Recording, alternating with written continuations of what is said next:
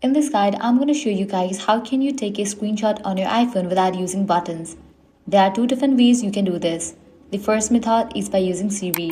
For that, launch settings. Now scroll down and navigate to the option Apple Intelligence and Siri or just Siri. Then click on the option Talk and type to Siri.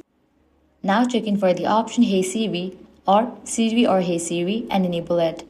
Once you have enabled Siri, now you can just say Hey Siri or Siri, take a screenshot and Siri will instantly capture your screen. The second method is by using the back tap feature. For that, head back to the main page of settings. Go to the option Accessibility. Now scroll down, navigate to the option Touch. Now scroll all the way down and head over to the option Back Tap. Now click on the option Double Tap or the Triple Tap. From the list of actions, select Screenshot. Once you have set this up, go back. Now all you need to do is double tap or triple tap on the back of your iPhone near the Apple logo and it will take a screenshot instantly.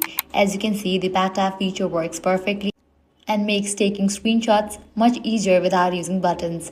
And that's it. If this guide helped you out, do not forget to like, share and subscribe. Thanks for watching.